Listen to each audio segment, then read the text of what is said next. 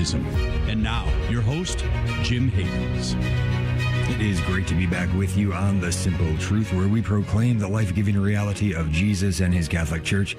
We consecrate everything to the Sacred Heart of Jesus through the Immaculate Heart of Mary and the pure, strong heart of Saint Joseph. It is Wholeness and Healing Monday, fighting to cultivate the health of the whole person, mind, body, and soul. With our co-host, my lovely wife, Becky Havens. She is a Catholic wife and mother with a passion and calling to educate people about the importance of caring for our bodies that the Lord has blessed us with by living a healthy lifestyle. She's the author of Toxin Free in 12 Months, a 12-month guide to help you transition over to a toxin-free lifestyle. Also wrote a boycott list of over 300 pro-abortion companies. You can get them both for free. More at her website, safehavensmama.com. Again, safehavensmama.com. All right, we got a great topic for you today and a special guest coming up here with us in just a moment. But Becky, the topic here today, mental health and healing. And this is one that you have discerned for today, as well as finding and inviting in our special guest, which is very excited to bring her in just a moment. Can you share with us just some, by way of introduction today, why this topic, mental health and healing? Yeah, I think this is just as important as the physical side of things. I know we talk a lot about the health and the wellness of the body, but from everything I've learned is that mental health actually probably comes first. So you need to go deep into that and to heal, trauma and deal with loss and grief and all these things that we're just exposed to. You really can't get away from this, especially in our faith. It's kind of instilled that, we are called to suffer. And so just talking about this issue, I think, is essential, and just learning from each other, sharing different techniques that work, trauma, grief, loss, depression, anxiety, it's all going to come. And so if we're equipped to handle that and deal with it and not stuff it down and ignore it, then we're going to see the health of the body that we're looking for as well. So I'm really excited about this topic. I think it's super essential. I know we've done a lot of different kind of healings ourselves at different points in our life and seen some good fruits in it. So I'm really excited to have our guest on with us today to kind of lead us in this area. Mm-hmm. Yeah, important topic today. And we've talked about this in terms of anxiety, some naturally alleviating anxiety, some topic on that. And then also healing the emotions, or talking about the emotions, right order, all of that. So we've gotten into some of this before. So this is a theme, I think, that we'll continue to bring to the light as part of this this Monday health and healing show, health and wholeness show. What is it? What is this called? This is called healness. I'm sorry. We're on the topic of mental health and healing today, but this is Wholeness and Healing Monday. All right, I'm going to get it straight. Wholeness and Healing Monday. And so we normally have a survey that we put out every morning. We didn't put one out today, but that's because we want you to really call in today. So we're going to bring our guest in just a moment. We're going to open the phone lines a little bit later in the show. So get your questions ready. So when we put that phone number out, you are ready to call in with any questions, comments that you have. And our guest today is Maria Nowlin. She is a Catholic counselor. You can find her at lifeofharmonyservices.com. That's lifeofharmonyservices.com. Maria, can you share a little bit about yourself, a little bit about your story, just by way of introduction here, so we can kind of hear what drew you to this field of study, to helping people in this way, and anything you want to share, just introducing yourself and the good work that you do. Sure. Well, I'm super excited to be here. I started in the field of counseling actually accidentally. I entered college thinking I wanted to do something in the helping field, probably medical, nursing, something along those lines. And then I quickly realized that I did not care about plants. And like freshman biology is a lot about plants. And I didn't care about plants. And so I did really poorly in that class. I barely passed and thought, okay, I've got to do something. This is definitely not going to be how I help, just how I sort of make my mark in the helping profession. So went a different route. I'd always been involved in music, and so I majored in music therapy, and then through that decided to pursue a master's in counseling because I really wanted to broaden the type of work that I did. And music therapy here in the state that I live in, Texas, is very the scope of how we can practice and what we can do is very small, and I wanted to be able to broaden that. So ended up getting the counseling degree as well. And in that, sort of got thrust into the field of trauma, mostly just by I needed a job and didn't really think I would fall in love with that field in the way that I did. But I think God works that way a lot of times in our lives, that we don't really think, oh, I'm going to like this, or this is going to be good. And I started off working for a children's advocacy center, as well as substance abuse. And like I said, just sort of got thrust into that world of trauma and was just absolutely fascinated by it from like a neuroscience perspective. It's very fascinating how trauma really does impact us and impact our bodies. But I also was very fascinated in the healing side of it, and being able to really just sort of be a guide and be a vessel and helping people heal. And it's just beautiful to be able to see that and see the work that I do. Mm-hmm. Yeah, great. Yeah, thank you for being here with us. Our topic here today is mental health and healing. Our special guest, Maria Nowlin, Catholic counselor, Life of Harmony Services.com. We're going to put the phone number out in just a little bit with any questions, comments you have today. Becky, any question for Maria here?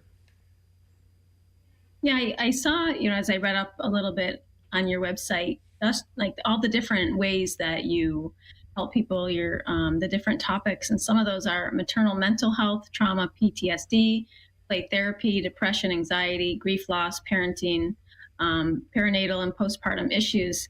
And I think this is awesome. I think we could probably touch on every single one of these. We don't probably have that much time, but I kind of want to start with the maternal mental health and maybe the perinatal postpartum issues.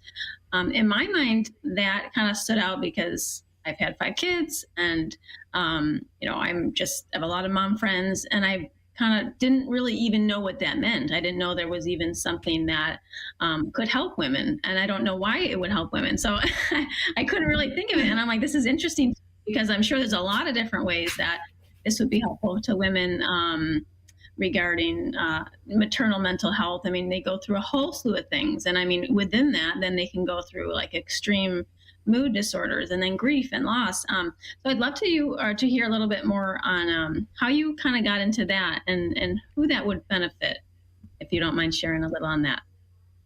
Sure. Yeah.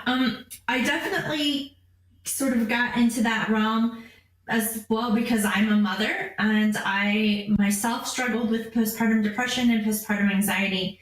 And I realized very quickly going through that, that there's not a lot of specialty, a lot of people who are really in that field. And what we do know is that, yes, postpartum depression is very similar to regular depression, the non-postpartum kind, or postpartum anxiety is very similar to anxiety, not postpartum anxiety. But there absolutely is a compounding variable of the hormones and the changes that are happening in your body. And so in that, because it's not exactly the same, then treatment needs to be a little bit different as well. And so maternal mental health in and of itself encompasses not only the postpartum depression, anxiety, there's also postpartum psychosis, which is a more extreme but very real diagnosis that women deal with. But it also encompasses everything from infertility, miscarriage, child loss, anything related to parenting, and that whole sort of spectrum of mom issues that women face. Mm-hmm. Yeah, well, all right. So you mentioned one thing in the introduction, music therapy. Can you just very quickly explain what that is? Sure. So music therapy is, in the simplest terms, using music to address non-musical goals. So we see this a lot, especially in children, when we're using music to like teach academic skills or pre-academic skills like colors and shapes and alphabets and all of those things. But in the mental health world, essentially, is we're using music as this sort of catalyst to address mental health goals, but in a traditional talk therapy way, right? So this might look like using music, like music making, to facilitate or to help somebody express what they're experiencing. Say they can't really experience it with words, but they can express it in non-word things. So basically just using that music as an avenue for people to express or process in a nonverbal way. Okay. All right. Terrific. Maria Nowlin is with us, Catholic counselor, lifeofharmonyservices.com. Phone lines are now open. Any question, comment you have for the show today. The topic, again, mental health and healing, 1-877-511-5483. That's 1-877-511-5483. And again, on these Wholeness and Healing Monday shows, what we're trying to get to is to look at a real vision of what health is. Today we're talking about mental health. What is that vision of mental health? What is it to look like? We're going to ask that when we get back as well. Stay tuned. This is Franciscan Media's Saint of the Day for October 9th. Today we celebrate Saint Denis and companions. We know little about today's saint other than he was born in Italy, he was the principal patron of France, and he was the first bishop of Paris. Beyond that, the facts are unclear.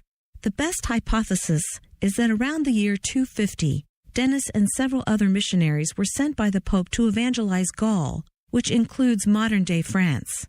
They were so successful that they were ultimately arrested, imprisoned, and beheaded. This occurred during the persecution of the Roman Emperor Valerius, who in 258 ordered all bishops, priests, and deacons to be executed immediately. The bodies of Denis and his fellow church leaders were thrown into the river, but later recovered. A chapel was eventually built over their graves that, centuries later, became known as the Abbey of St. Denis. Many French kings are buried there. What are we to make of this mixture of fact and legend about St. Denis? We can only conclude that the deep impression this saint made on the people of his day must have resulted from a life of unusual holiness, so much so that the Church has never forgotten him. There's more about the saints, along with inspiration and Catholic resources, at our website, saintoftheday.org. From Franciscan Media, this has been Saint of the Day. Hi, Joe McLean here, host of A Catholic Take, heard on the Station of the Cross each weekday morning at 7 a.m. Eastern. A bold synthesis of information and inspiration, keeping you up to date on the news and issues that you may have missed from a courageous Catholic perspective. That's A Catholic Take, weekday morning, 7 a.m. right here on the Station of the Cross and the free iCatholic Radio mobile app. Download it today. God love you.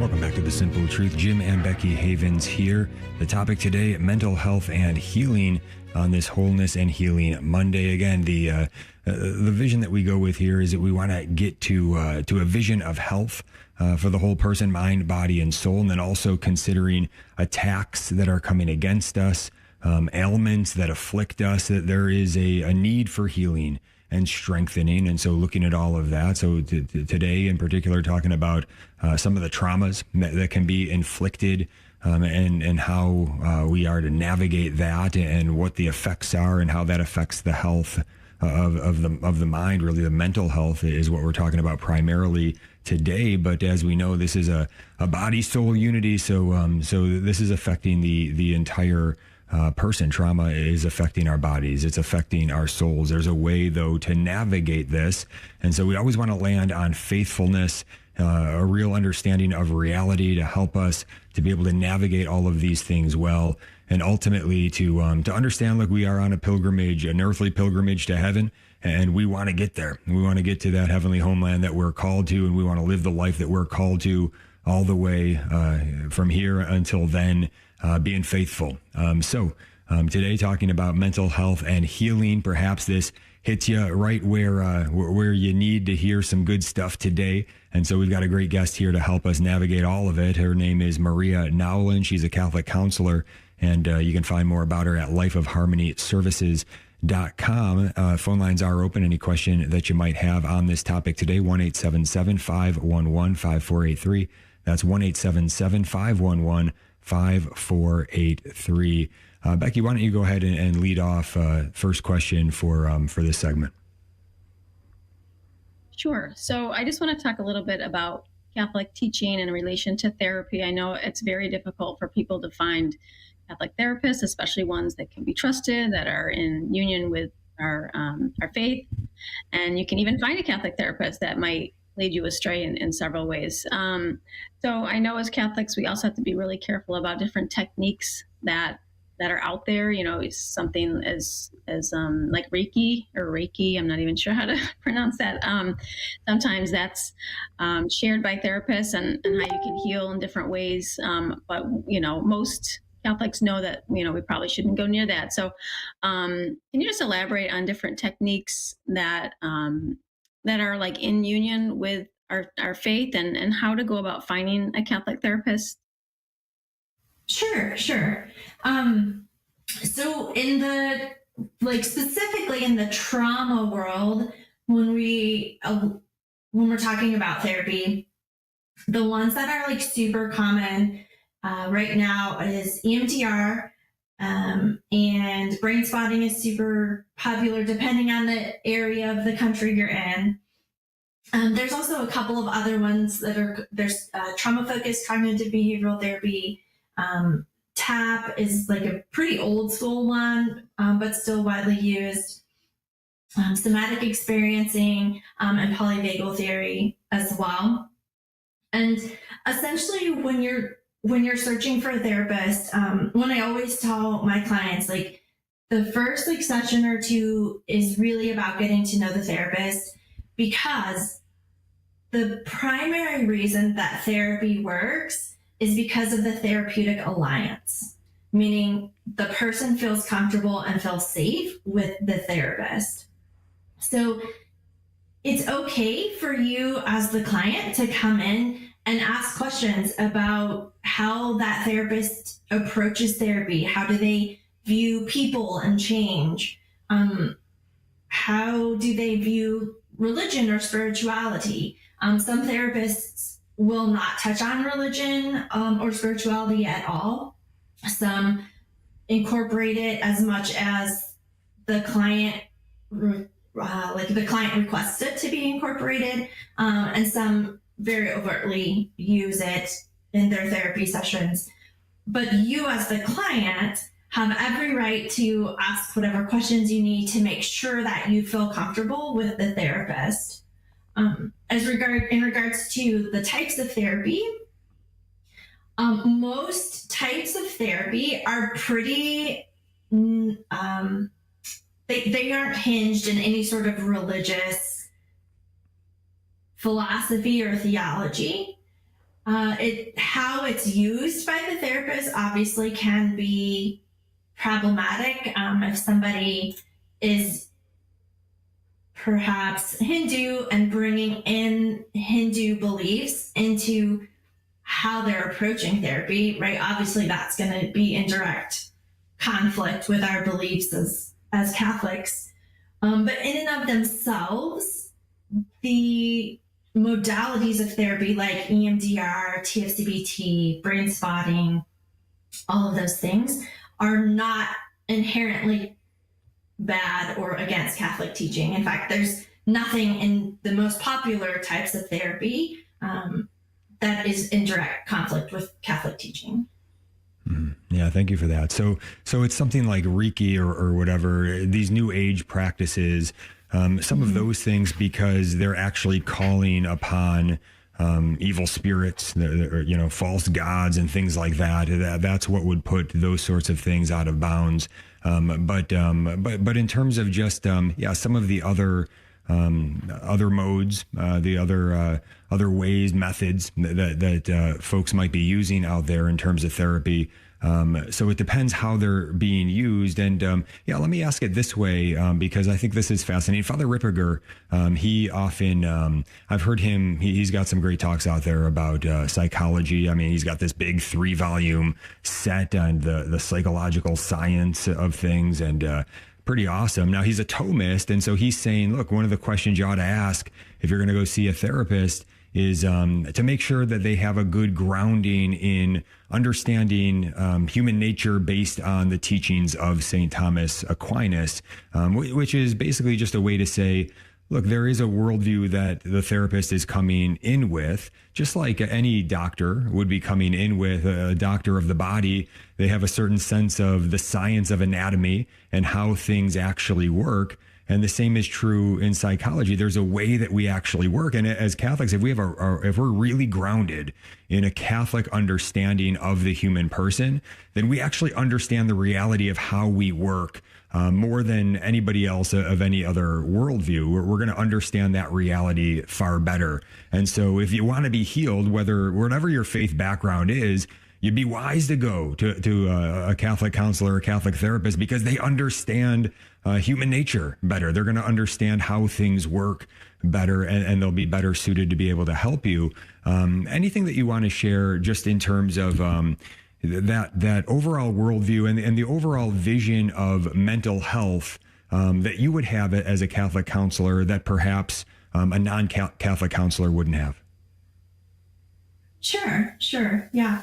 I think as a Catholic therapist or Catholic counselor, I'm definitely true to the church's teaching in that, right, we have a natural order, especially in the home, right? A man and a woman, sacramental marriage, the natural order of men being our leaders of our home, and women being, right, life receivers and nurturers and that sort of thing. And so I think a lot of times that goes in direct conflict with what is being said in the world right now with marriage and really just natural order, right, of the very extreme feminist views, right, of like female empowerment, but to a convoluted extreme, right? And that really understanding that like our own femininity, right, is beautiful, and that we are receivers of gifts and we can bring forth life and we are naturally nurturers. And in the home, when those things are not in order, right, we tend to see a lot of discord, especially in the marriage union or in the family functioning. So I think that's one thing that as a Catholic therapist, I'm definitely true to what our Mother Church is teaching us about just natural order of how men and women sort of act and interact with each other in the family dynamic. Mm-hmm. Also as a Catholic therapist, I was just going to say, also as a Catholic therapist, I'm not going to suggest things like meditation and yoga, because we know that those are also in direct conflict with Catholic teaching as well. And those yoga is super mainstream right now, super popular, like along with Reiki, right? So just again, suggesting things to help on the sort of daily coping skills that we need, that are going to be in line with our faith. Yeah, terrific. All right. Catholic therapist Maria Nowlin is with us. Phone lines are open 1-877-511-5483. That's 1-877-511-5483. All right. Yeah. Breaking down from, I guess, drilling down from the general, getting into more of the particular aspects of things. Becky, I think that you have a first question with respect to the topic of trauma. Yeah, I think I'm just going to backtrack just a little bit. Sure. Because I find this interesting. And I think, Maria, that's so true. Like, you have to know the right order of things. So if like a woman is coming in for counseling and everything in her home and the way that she views things are out of whack, or vice versa. And the counselor, feminism is like the top and men should be down here. Like, of course you would get awful advice. Like it would completely, change somebody. It would actually be detrimental to them if they were receiving counseling from not within the church. And so that probably is happening a lot, I'm assuming, I'm not saying with Catholic counselors, but counseling in general. And people it's almost like finding a bad spiritual director. It can be detrimental to your faith. Therapy would be the same way. But I did mention you say brain spotting quite a bit, and you kind of share that on your website as well. And we've done a little bit of therapy on our own, and I was able to do a little bit myself on the limbic system and kind of rewiring the brain type of thing and finding resolutions in trauma. I would love to hear a little bit on brain spotting, and if that's kind of a similar thing, and how trauma is stored in the brain and kind of it just lives there, and there's ways to reroute that, and your brain almost like goes into self-protection mode when something happens, and then that you react the same way over and over when difficulty comes. And I've experienced that myself, where like, why do I keep falling into the same pattern? And it's like probably from something as a child, my brain was like, I'm going to work this way to protect you, or something along those lines, and then finding a way to kind of get out of that. So I'm wondering if brain spotting is something that would help along those ways as well. Yes, yeah, it is absolutely along that same line.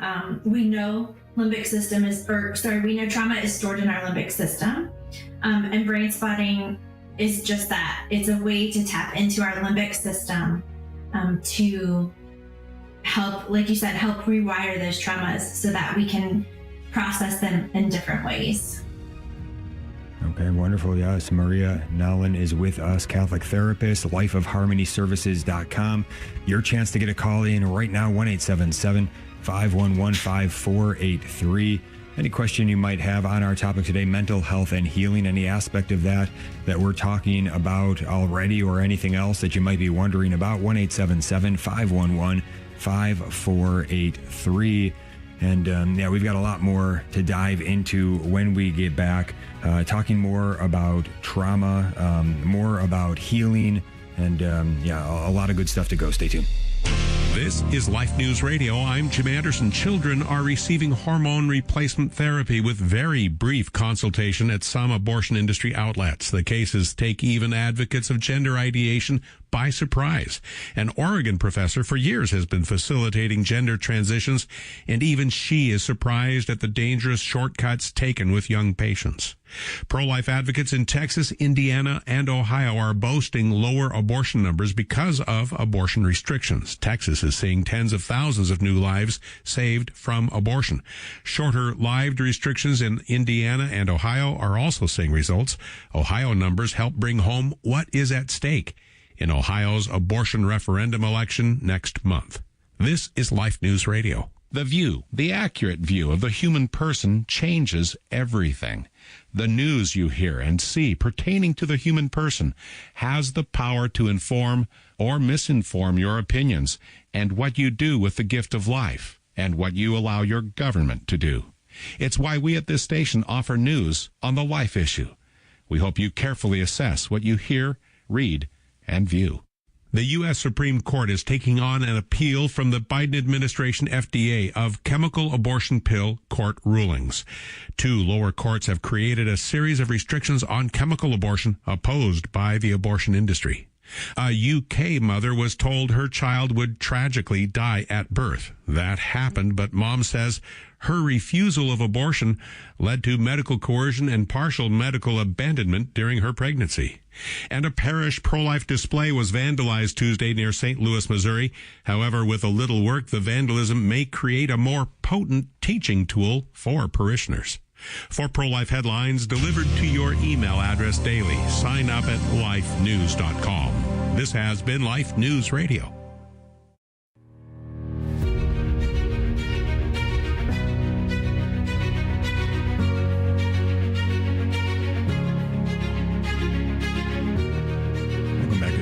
Truth. Jim Havens here with my wife, Becky Havens. Our topic today, mental health and healing. And our special guest, Maria Nowlin, Catholic therapist, lifeofharmonyservices.com. The number to call, any question or comment that you have, 1-877-511-5483. That's 1-877-511-5483. Just following up on this, the topic of trauma and healing and thinking about things in that area. And just wondering, I guess, what would you say, Maria, is the key to healing from trauma, in the sense of when you're going into it as a counselor, as a therapist? What are you trying to do? What is the goal of how you're able to get to the healing?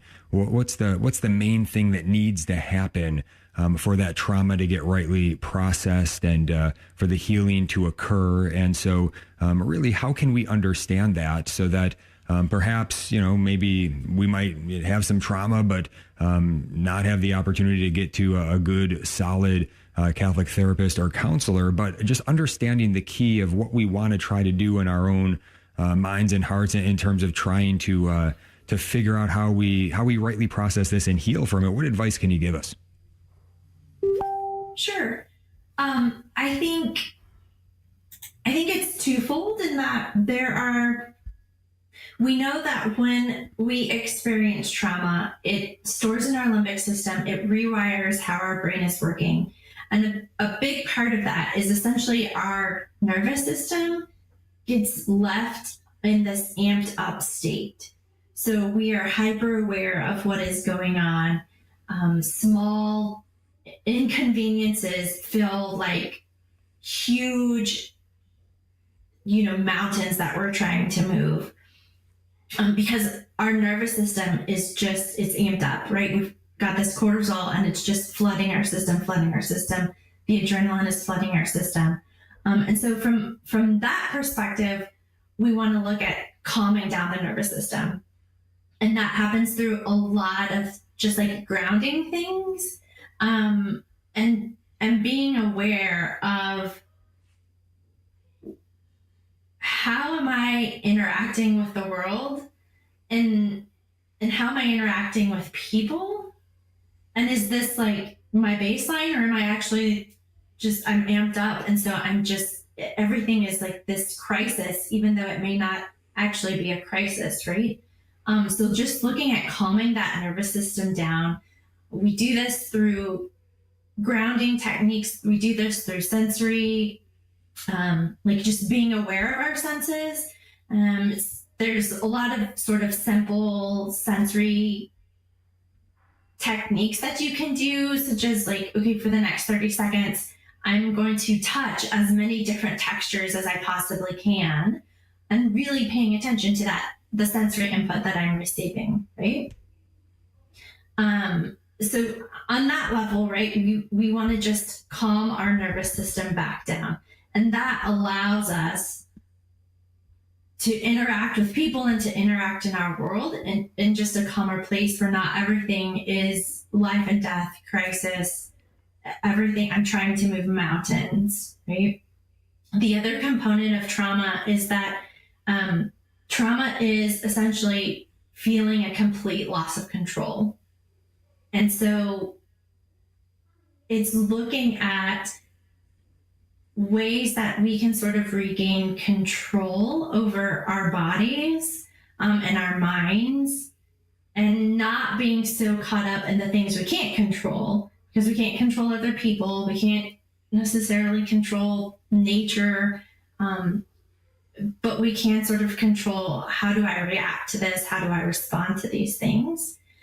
And so again, looking at feeling a place of empowerment. And then I think too, a lot of it comes in just like a spiritual practice of, there are a lot of things that happen in our world and we don't really understand why. And, can sort of get into theological debates about good and evil and why there's evil in our world and all of those things, right?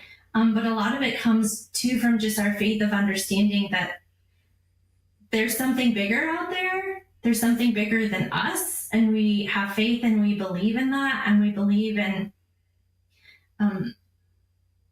that really the ultimate healing is going to come from God alone. And being able to be a vessel and be open to that, and being open to that sort of, it's not tangible, it's not concrete, but I can sort of wrap my brain around that because I believe in God and I believe in something bigger than myself. Yeah, thank you, Maria. All right, Becky, we're going to get you back in here in just a moment, but we did have a question come in from an anonymous caller in Massachusetts for Maria, and the question is this: the caller asks, how do you deal with the trauma of a past abortion? So that in general, I suppose, is the thrust of the question, but in particular here, a little bit more on this particular story. It says the child was predicted to have Down syndrome, so it sounds like that was a way of kind of folks kind of pressuring, I guess, probably towards having an abortion based on that circumstance, which is terrible. I mean, again, this is something that's going on all around the world, where the child in the womb is being dehumanized in so many ways, and one of those ways is with the medical diagnosis of Down syndrome. Like somehow that would make them less human or less valuable, which is a terrible lie. But people are susceptible to being maybe scared by that or pressured by that to then go ahead and think that somehow it would be good to kill the child. So very, very sad here. But they also ask, how can parents and grandparents deal with the abortion of their child on the anniversary of the event?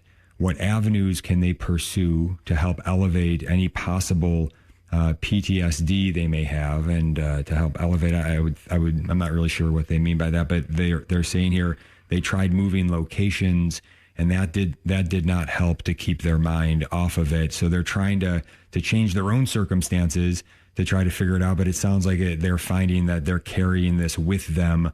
Maria, any advice on this? Yeah, I agree with you. I think it probably sounds like coming from just sad medical advice. And again, it's just sad that is unfortunately the world we live in right now. There's a beautiful ministry called Rachel's Vineyard, and I believe that they are like all over the United States, if not worldwide. They host healing retreats, very specifically for post-abortion. So one, I would absolutely look at connecting with Rachel's Vineyard for one of those healing retreats. A lot of times they also have the therapists that they will refer out to if perhaps you can't make a retreat, or there's not one close by to where you are. There might be therapists that they could connect you with who are then going to obviously be in line with the Catholic Church's teaching on abortion, and recognizing that this is a very difficult situation. On a personal level, I think we need to look at that most of the time we make choices based on the information that we have, and believing that we're making the best choice based on the information that we're given. And so, again, this is just the assumptions, right? That there was probably a lot of pressure from the medical community, maybe pressure from a partner or extended family members or whatever. And so recognizing that that's not really, when you don't have all of the information, or you don't have somebody there telling you, you have there's a different option, right? There's another way. You don't have to abort this baby. You don't have to abort this life. There are so many resources for families with Down syndrome, or all kinds of medical, what's the word that I'm looking for, right? Like medical conditions, right? That children might be born with. Tons of resources, support resources, even financial resources. And so essentially, right, you don't have the whole picture. You don't have somebody telling you, no, you have options. Here's resources for you. Here's people who are living this life. Here are people that you can fall back on that are going to support you. And so then you make this choice to end the baby's life. But you had limited information to make that choice, right? Mm-hmm. And ultimately, when we talk about forgiveness, we want to talk about that forgiveness is a lot about release. Forgiveness is not like forgive and forget and forgive and make excuses. But forgiveness is about releasing and releasing that so that hurt is not controlling us and controlling what we're doing and how we're interacting. And so recognizing that God has the ultimate say, right? And he tells us, right, if we ask for his forgiveness, that he's going to forgive us. And so really just falling into that we serve a God who is merciful and loving and forgiving. And that hopefully in that knowledge, right, we can find some healing and find the ability to release some of that as well. Mm-hmm. Yeah. Thank you for that, Maria. And I would encourage the caller and anybody else on this topic. You can go to lovewillendabortion.com or lovewillendchildkilling.com. Click on the healing tab. It's going to have all those organizations that can help you out. But you're not alone. There's a lot of great people who have been down this road, have experienced tremendous healing and strengthening in God's grace. And this is available to you, and they're there to help you to walk through this. And so again, lovewillendabortion.com, click on that healing tab. And if it's, if you haven't been to confession, do make sure that takes place, that you can go see a good priest and really lay it out, that you are sorry for what you did in this sin, and that you can allow our Lord Jesus in the person of that priest to take that sin away, to take that sin away off your soul and to renew you in that sanctifying grace, that life of God in your soul. So if you haven't done that yet, make sure that you do that. But yes, there's still a lot to process and a lot to work through on even just a natural level. And so a good Catholic therapist or counselor, folks in the post-abortion healing space, they can really help you in many ways. So God bless you. We'll be praying for you this evening in our rosaries. Everybody pray for those that for this anonymous caller, but also for all those that are struggling in this way, and for an end to this ongoing daily mass murder and exploitation of pregnant moms in need that is going on all over the world every single day, including today. So Becky, we have just a little bit of time before we hit the break. I'm sorry, but you've got the next question. Go ahead.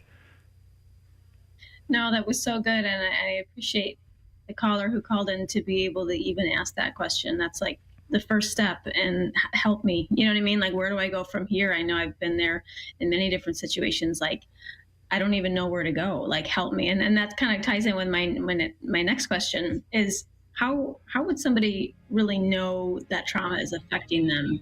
We can come back to this, but I just kind of want to know, like, how does trauma present itself? And a little bit more. Mm-hmm.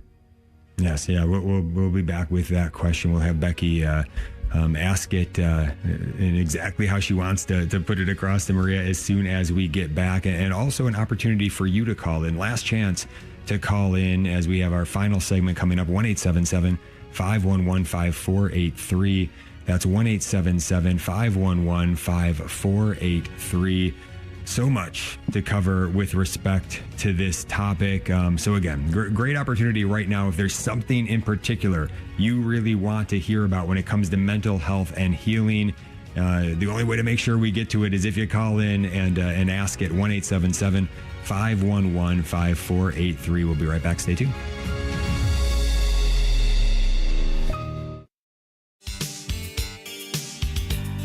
Hello, Hello, this is Steve Gleason with your 1-minute tool for Catholic evangelism. Here's the question for your non-Catholic friend. Have you ever thought, well, why can't a prayer at a Catholic Mass cause the Holy Spirit to come upon the bread and wine and thus turn it into the actual body and blood of Jesus? Well, here's your 3 best friendship tools for Catholic evangelism. Number 1, remember, 3 of the most magnificent miracles were a result of the Holy Spirit coming upon someone or something, such as the Holy Spirit came upon the face of the deep and God created the world. The Holy Spirit came upon Mary and she brought forth Jesus in her womb. Secondly, a boatload of scriptural support, such as 1 Corinthians 10:16, which says, the cup of blessing which we bless, is it not a participation in the blood of Christ? And thirdly, my honest reflection. Your transformation after a prayer for conversion was not and is not noticeable in the human eye. So then why do you reject a prayer which transforms bread and wine into Jesus' body and blood? I know the reason, just a whole bunch of people have told you that.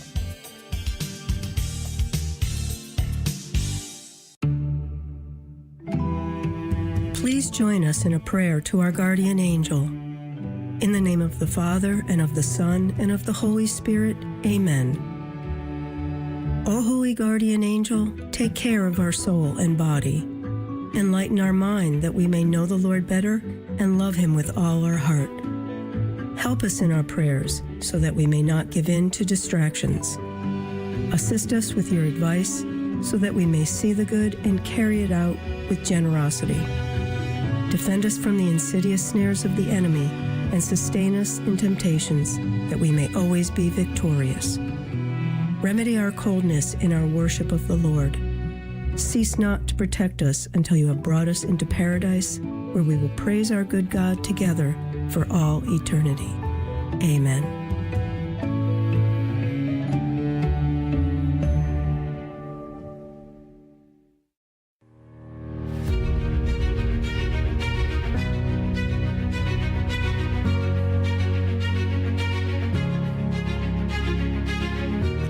Simple Truth. Jim and Becky Havens here. And remember, if you want those free resources that Becky has, you can go to her website, a lot more there as well, safehavensmama.com. That's safehavensmama.com.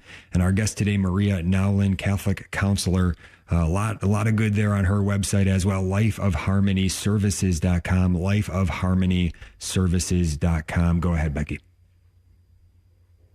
Yeah, I was just kind of saying that, curious about how the effects of trauma would present themselves. How would somebody know I need to seek out help? Most people probably do know, but might not know where to go, but would love to just hear a little bit more on that.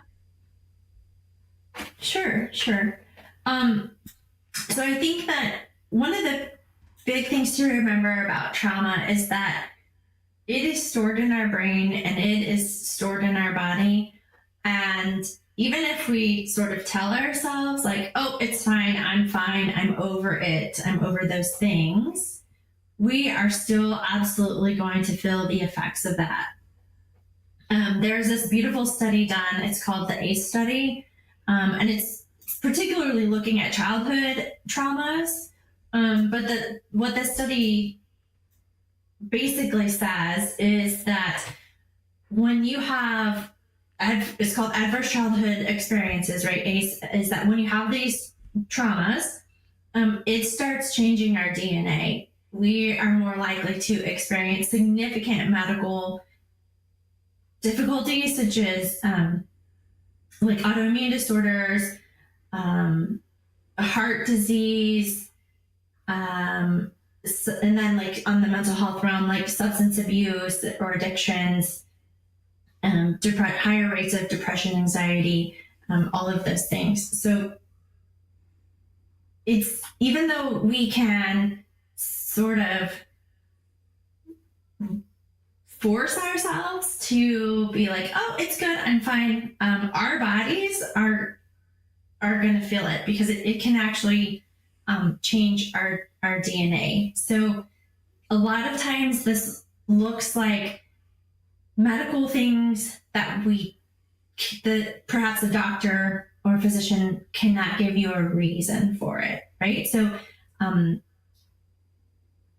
having stomach issues, and people get scopes done and they try all these medications, and still they have pretty significant stomach issues or digestive issues. muscle aches and pains that there's not really a reason for it. And people go to physical therapy or, get massage or chiropractic work done or all of these things. And yet still there's, these extreme sort of pains and aches and things like that. And so obviously it doesn't have to be extreme cases. But a lot of times, once those traumas are really sort of dealt with and processed and addressed, then we also see a reduction in the physical symptoms as well. Yeah, thank you for that, Maria. And if somebody is looking to find a good, solid Catholic counselor, therapist for some help here, if they want to reach out to you, Maria, is this something that it is important to be face to face in the same physical space? Or I certainly see that there's a lot more going on in terms of the webinar meetings or online meetings. Does that make a big difference if you're online versus being face to face? Any recommendation for folks out there? I don't, at least in my experience, I don't see a big significant difference in being face to face versus being online. Mostly it's about your own preference and your own comfortability. Some people don't want to sit and look at a screen, which is totally fine. And some people like the convenience of being able to hop on after work and not have to drive somewhere. And the time it takes to go somewhere and sit with somebody for 45 minutes to an hour. So I definitely don't think that one is better than the other. I think it's really just a matter of personal preference. Sure. Great. Okay. And folks can reach out to you by going to your website, lifeofharmonyservices.com. Becky, do you have any other questions? I just want to kind of go backwards a little bit. Just very basic. What would you define trauma as? So I feel like a lot of people probably are like, am I dealing with this? How do I know? Like, what is an experience that is worthy to kind of maybe seek out some therapy or realize like, yeah, I probably experienced some like deep trauma here and I don't know where to go from here? Sure. So it's important to remember that trauma is very personal. So we see this in instances where perhaps there's a natural disaster, right? I live in Texas, right? So there's tornadoes in Texas, and we see people who experience being in a tornado and have very minimal mental health symptoms, right? Obviously they're upset, they're grieving potential loss, right, of property or things. And then they're kind of okay with it. And then we have the whole spectrum all the way to, right, severe PTSD reactions, such as nightmares and flashbacks and disassociations, and inability to work, panic attacks, all of those things. Excuse me. And we will see in a natural disaster, we'll see the whole gamut, the whole spectrum of people and their responses, right? So trauma is very personalized. And in the trauma world, we typically talk about little t trauma and big T trauma. And so big T trauma being things like natural disasters, war, and, refugees seeking safety in other countries, significant things like abuse, physical abuse, sexual abuse, significant neglect. All of those things are typically what we consider big T traumas. But then we also have little t traumas. And so the crux of it is trauma is when we are in a situation where we feel an absolute loss of control and we feel as though our power has been stripped away from us, or our control or even hope has been stripped away from us. So what qualifies as a traumatic experience for one person doesn't necessarily mean it's going to qualify as a traumatic experience for somebody else. But that's okay. You know you, and you know your experience, and you know what you're dealing with. And if you seek therapy, a therapist is absolutely not going to say, oh, I don't think that's trauma, because it doesn't meet these sort of big T criteria. As the therapist, we're looking at how has this impacted you, and how has this event or events impacting your life right on this daily basis, and you're taking this with you. So great. Yeah, Becky, any follow-up? Yeah, so I had heard somebody share once that it's not at the actual event, maybe the actual traumatic event where we get caught up. It might be the reaction to it, or maybe even somebody's reaction. Like if it's a child and something horrible happens, and the difference between the parents comforting the child or like angry and neglecting the child. Is that kind of what we're thinking about here? Like it's the reaction to it sometimes that means the most. Right. Yes. Not necessarily the actual specifics of the event, but how we are reacting to it. Yeah, absolutely. Mm-hmm. Yeah, quick question. We only have a couple minutes to go, but if there's something that I've heard this from people before about like how does it work in terms of like a repressed memory if that starts to surface? Some traumatic event that, well, I guess we're out of time here, but any final words for us? Is that something that you want to find a good Catholic therapist and explore that, or I guess any other helpful tips for us? Yeah, absolutely. I think just, like I said, finding a good therapist, asking those questions, not feeling like you're locked in because you made that one appointment. So yeah, and that I like to say therapy's for everybody. I think we can all use a good listening ear sometimes, or a sounding board sometimes. So. All right, Maria Nowlin, Catholic counselor, thank you so much for being with us today. And folks can connect with Maria by going to her website, lifeofharmonyservices.com. That's lifeofharmonyservices.com. God bless you.